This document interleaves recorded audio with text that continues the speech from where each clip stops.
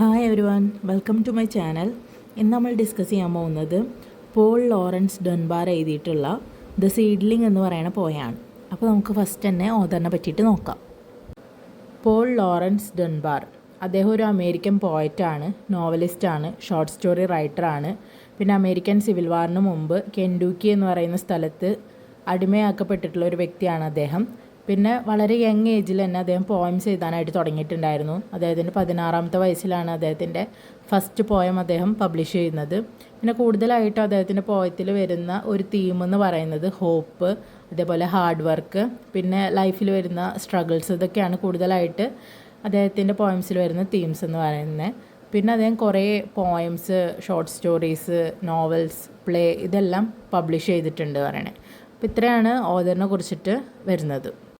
പിന്നെ പോയത്തിനെ പറ്റിയിട്ട് പറയുകയാണെങ്കിൽ ഇതൊരു മോട്ടിവേഷണൽ പോയാണ്. ഇതിൽ ഒരു സീഡ് വളർന്ന് എങ്ങനെ ഒരു പൂവായി മാറുന്നു, അതിൻ്റെ ആ ഒരു ജേണി, അതെടുക്കുന്ന ആ ഒരു എഫേർട്ട്, ആ കാര്യങ്ങളൊക്കെയാണ് ഇതിൽ ഡിസ്കസ് ചെയ്യുന്നത്. ഈ ഒരു പോയത്തിൽ സീഡിനെ യൂസ് ചെയ്തിട്ട് പോയിട്ട് നമ്മളെ എൻകറേജ് ചെയ്യാണ്. അതായത് നമ്മുടെ ലൈഫിൽ നമ്മൾ എടുക്കുന്ന എഫേർട്ട്, അതുപോലെ നമുക്ക് നമ്മളിൽ തന്നെ ഉണ്ടാകുന്ന ആ ഒരു ഹോപ്പ്, അതായത് ആ ഒരു പ്രതീക്ഷ. അതായത് നമുക്കൊരു ഗോൾ ഉണ്ടെങ്കിൽ നമ്മൾ അതിനു വേണ്ടി കഷ്ടപ്പെടുകയാണെങ്കിൽ നമുക്ക് അത് നേടിയെടുക്കാൻ പറ്റുമെന്ന പ്രതീക്ഷ നമുക്കുണ്ടെങ്കിൽ നമുക്ക് വളരാനും അതേപോലെ നമുക്ക് നമ്മുടെ ലൈഫിൽ സക്സീഡ് ആവാനും പറ്റുന്നതാണ് ഓഥർ നമ്മളോട് പറയുന്നത്.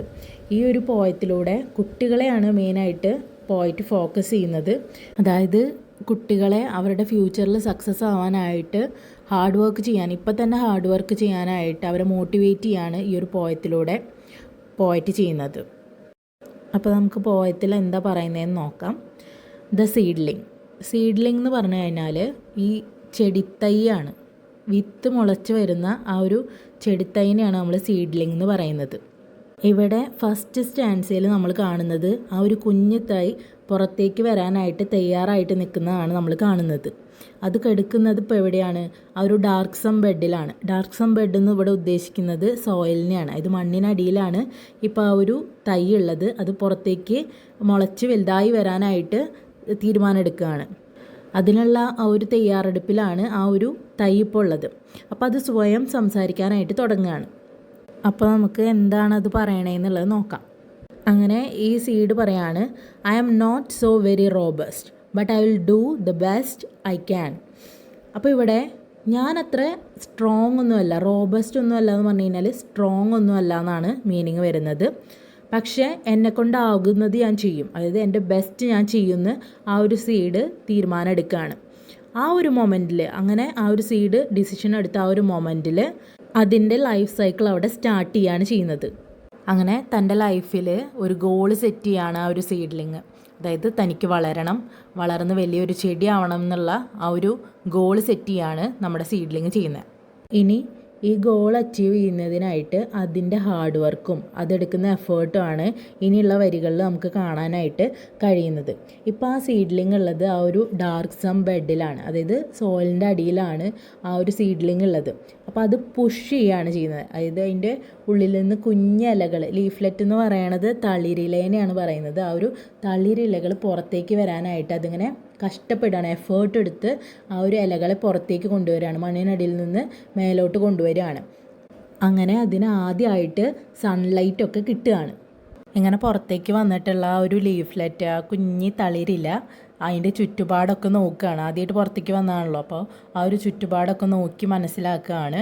എന്നിട്ട് ബാക്കിയുള്ളതും കൂടി, അതായത് ഒരു ചെടി എന്ന് പറയുമ്പോൾ വളർന്ന് ഇങ്ങനെ വലുതാവണ്ടേ, ഇപ്പോൾ ഒരു കുഞ്ഞില മാത്രമല്ല പുറത്തേക്ക് വന്നിട്ടുള്ളൂ. അപ്പോൾ ഷോ ദ റെസ്റ്റ് എന്ന് പറയുമ്പോൾ ബാക്കിയുള്ളവയും കൂടിയും വരാനായിട്ടുള്ള വഴി കാണിക്കാനായിട്ട് ആ ചുറ്റുപാടൊക്കെ നോക്കി മനസ്സിലാക്കി വയ്ക്കുകയാണ് ഈ ഒരു കുഞ്ഞ് തളിരില. അങ്ങനെ ഈ ലീഫ്ലെറ്റിന് അതിൻ്റെ പ്രോസ്പെക്റ്റും കാര്യങ്ങളൊക്കെ ഇഷ്ടമാവുകയാണ്. പ്രോസ്പെക്റ്റ് എന്ന് പറഞ്ഞു കഴിഞ്ഞാൽ ഹോപ്പിനെയാണ് നമ്മൾ പ്രോസ്പെക്റ്റിൻ്റെ മീനിങ് ആയിട്ട് വരുന്നത്. ഇവിടെ ലീഫ്ലെറ്റിന് ഇനിയും തനിക്ക് വളരാൻ കഴിയും എന്നുള്ളൊരു പ്രതീക്ഷയാണ്. ആ ഒരു പ്രതീക്ഷ ഈ ഒരു ലീഫ്ലെറ്റ് ഇഷ്ടപ്പെടുകയാണ്. അതുകൊണ്ട് തന്നെ അതെന്താണ്, അതിൻ്റെ ബ്രദറായിട്ടുള്ള സ്റ്റെമ്മിനെ പോയി വിളിക്കുകയാണ്. ഈ സ്റ്റെമ്മിനെ വിളിക്കുമ്പോൾ അത് മറ്റ് 2 ലീഫ്ലെറ്റുകൾ കേൾക്കുകയും അവരും ഇവരെ ഫോളോ ചെയ്തിട്ട് പുറത്തേക്ക് വരാനായിട്ട് തുടങ്ങുക എന്നാണ് പറയണത്. ഇപ്പോൾ നോക്കിയേ, പോയിട്ട് എന്ത് ബ്യൂട്ടിഫുൾ ആയിട്ടാണ് അത് ഡിസ്ക്രൈബ് ചെയ്തിരിക്കുന്നത്. ആ ഒരു പ്ലാന്റിൻ്റെ ഗ്രോത്ത് പ്രോസസ്സാണ് അവിടെ പോയിട്ട് ഡിസ്ക്രൈബ് ചെയ്യുന്നത്. അപ്പോൾ ആദ്യം ഒരു കുഞ്ഞിലയാണ് പുറത്തേക്ക് വന്നത്, പിന്നെ അത് അതിൻ്റെ ബ്രദറായിട്ടുള്ള സ്റ്റെമ്മിനെ വിളിച്ചു. പിന്നെ ആ സ്റ്റെമ്മ് വന്നപ്പോൾ അതിൻ്റെ കൂടെ തന്നെ ആരും വന്നു, വേറെ 2 ഇലയും കൂടി പുറത്തേക്ക് വന്നു. അപ്പോൾ ആ ഒരു ചെടിയുടെ വളർച്ചയാണ് ഇവിടെ കാണിക്കുന്നത്. അങ്ങനെ എല്ലാവരും കൂടി തിടുക്കത്തിൽ ഇങ്ങനെ പുറത്തേക്ക് വന്നപ്പോൾ, ഒരുമിച്ച് പുറത്തേക്ക് വന്നപ്പോൾ എല്ലാവരും കൂടി കൊടുന്നില്ലേ, അപ്പോൾ ആ ഒരു സീഡ്ലിങ് ഇങ്ങനെ സ്വെറ്റ് ചെയ്യാനും പാൻറ്റ് ചെയ്യാനുമായിട്ട് തുടങ്ങിയെന്ന് പറയണേ.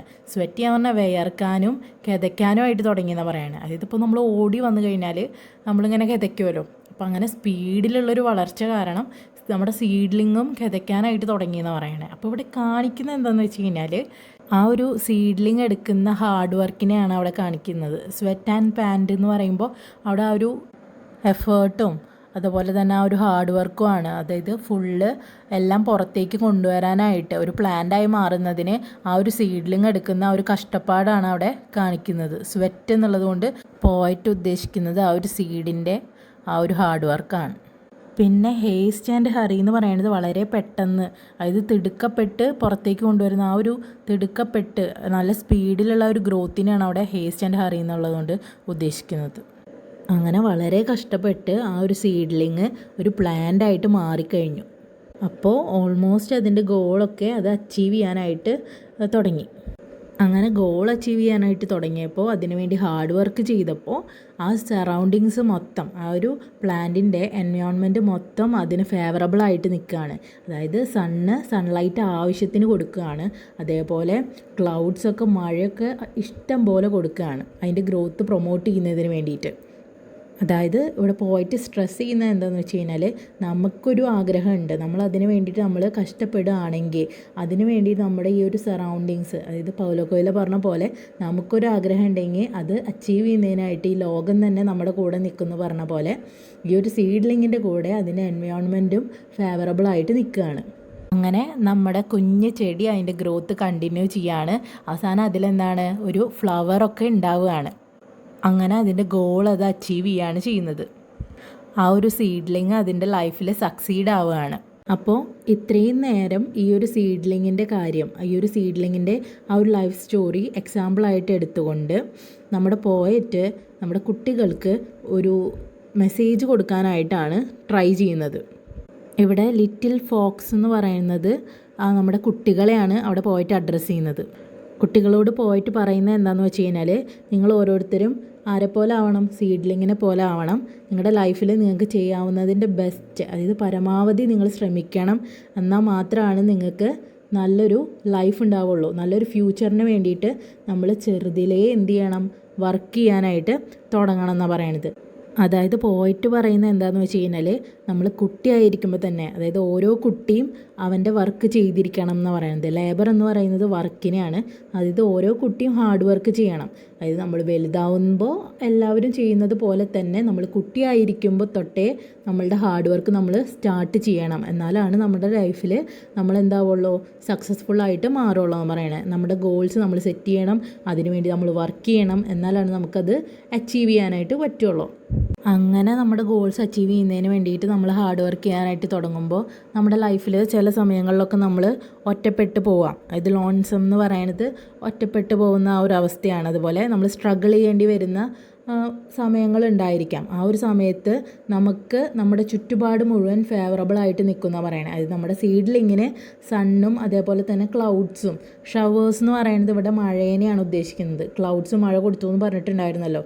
അപ്പോൾ നമ്മുടെ സീഡ്ലിങ്ങിന് വളരാനായിട്ട് അത് കഷ്ടപ്പെട്ടപ്പോൾ അതിൻ്റെ ചുറ്റുപാട് മുഴുവൻ അതിൻ്റെ കൂടെ നിന്നെങ്കിൽ നമ്മൾക്ക് നമ്മളുടെ ലൈഫിൽ നമ്മളുടെ ഗോൾ അച്ചീവ് ചെയ്യാനായിട്ട് നമുക്ക് സ്ട്രഗ്ലിങ് പീരീഡ് വരുമ്പോൾ നമുക്ക് ഫേവറബിളായിട്ട് നമ്മളെ ഹെൽപ്പ് ചെയ്യാനും നമ്മളുടെ ചുറ്റും ഒരു സണ്ണും അതേപോലെ തന്നെ ഷവേഴ്സും ഉണ്ടായിരിക്കും. അതായത് ഇവിടെ പറയുന്നത് എന്താണെന്ന് വെച്ച് കഴിഞ്ഞാൽ നമുക്ക് വിഷമം വരുന്ന ഘട്ടങ്ങളിൽ നമ്മളെ സഹായിക്കാനായിട്ട് നമുക്ക് ചുറ്റും ആൾക്കാരുണ്ടായിരിക്കും എന്നാണ് പോയിട്ട് ഇവിടെ പറയുന്നത്. അപ്പോൾ അതിനാദ്യം വേണ്ടത് എന്താണെന്ന് വെച്ച് കഴിഞ്ഞാൽ നമുക്ക് നമ്മളിൽ തന്നെ ഒരു വിശ്വാസം ഉണ്ടാവുകയാണ് ആദ്യം വേണ്ടത്. നമ്മൾ ഉറച്ചൊരു തീരുമാനം എടുക്കണം, നമ്മളെക്കൊണ്ട് ഇത് പറ്റും, ഇതിനായി നമ്മൾ ഹാർഡ് വർക്ക് ചെയ്യും എന്നുള്ള ഒരു ഉറച്ച തീരുമാനം നമ്മൾ എടുത്തു കഴിഞ്ഞാൽ നമ്മളെ ഹെൽപ്പ് ചെയ്യാനായിട്ട് ഒരുപാട് പേര് നമുക്ക് ചുറ്റും ഉണ്ടാവും.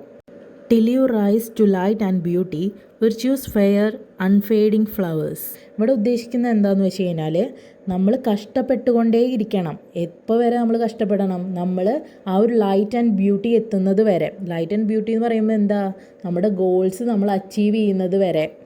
നമ്മൾ കഷ്ടപ്പെട്ടുകൊണ്ടേ ഇരിക്കണം എന്നാണ് പോയിട്ട് ഇവിടെ ഉദ്ദേശിക്കുന്നത്. നമ്മൾ ഒരിക്കലും വാടാത്ത ഒരു ചെടിയായിട്ട് നമ്മൾ മാറണം, അതായത് ഒരു പൂവായി നമ്മൾ മാറണം എന്ന് പറയുന്നത്. നമ്മുടെ സീഡ്ലിങ്ങിനെ പോലെ കഷ്ടപ്പെട്ട് നമ്മളുടെ ആ ഒരു കഷ്ടപ്പാടിൻ്റെ റിസൾട്ട് നമ്മൾ അച്ചീവ് ചെയ്യണം. ഇത്രയാണ് നമ്മുടെ പോയത്തിൽ വരുന്നത്. ഇനി നമുക്ക് പോയറ്റിക് ഡിവൈസുകൾ നോക്കാം. പേഴ്സോണിഫിക്കേഷനാണ് ഫസ്റ്റായിട്ട് അതിൽ വരുന്നത്. അതായത് സീഡ്ലിങ് സ്വയം അതിനോട് തന്നെ സംസാരിക്കുന്നു എന്ന് പറയുമ്പോൾ നമുക്കറിയാം സീഡ്ലിങ് എന്ന് പറയുന്നത് ജീവനില്ലാത്തൊരെന്നാണ്. അത് സംസാരിക്കാനായിട്ട് അതിന് കഴിയില്ല. അപ്പോൾ ഒരു നോൺ ഹ്യൂമൻ തിങ്ങിനെ ഹ്യൂമൻ ക്വാളിറ്റി കൊടുത്തിരിക്കുകയാണ് അവിടെ. അപ്പോൾ അതിനെയാണ് നമ്മൾ പേഴ്സോണിഫിക്കേഷൻ എന്ന് പറയുന്നത്. ഇനി അടുത്തതായിട്ട് അതിൽ വരുന്നത് അലിട്രേഷനാണ്. അലിട്രേഷൻ എന്ന് പറഞ്ഞു കഴിഞ്ഞാൽ സെയിം സൗണ്ട് റിപ്പീറ്റ് ചെയ്ത് വരുന്നതാണ്. അതായത് വേർഡ്സിൻ്റെ ബിഗിനിങ്ങിൽ, ഒരേ ലൈനിലുള്ള വേർഡ്സിൻ്റെ ബിഗിനിങ്ങിൽ സെയിം സൗണ്ട് റിപ്പീറ്റ് ചെയ്ത് വരുന്നതിനെയാണ് നമ്മൾ അലിട്രേഷൻ എന്ന് പറയാം. ഇപ്പോൾ എക്സാമ്പിളായിട്ട് പറയുകയാണെങ്കിൽ സൺ ആൻഡ് ഷവേഴ്സ് എന്ന് പറയുമ്പോൾ അതിൽ സ് എന്ന് പറയുന്ന ആ ഒരു സൗണ്ട് റിപ്പീറ്റ് ചെയ്ത് വരുന്നുണ്ട്. അത് ഇതിനൊരു എക്സാമ്പിളാണ്.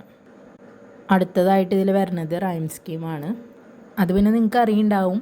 അതായത് ലൈൻസിൻ്റെ റൈമിങ് വേർഡ്സ്, എൻഡിൽ വരുന്ന റൈമിങ് വേർഡ്സിൻ്റെ ആ ഒരു പാറ്റേണിനെയാണ് നമ്മൾ റൈം സ്കീം എന്ന് പറയുന്നത്. എ ബി എന്നുള്ള പാറ്റേണാണ് ഇതിൽ വരുന്നത്. പിന്നെ വരുന്നതാണ് ഇമേജറി. ഇമേജറി എന്ന് പറഞ്ഞു കഴിഞ്ഞാൽ നമുക്കത് വായിക്കുമ്പോൾ മെൻ്റൽ ഇമേജസ് കിട്ടുന്ന രീതിയിലുള്ള ആ ഒരു വേർഡ്സ്, അതുപോലെ ഫ്രേസസ്, അതിനൊക്കെയാണ് നമ്മൾ ഇമേജറി എന്ന് പറയുന്നത്.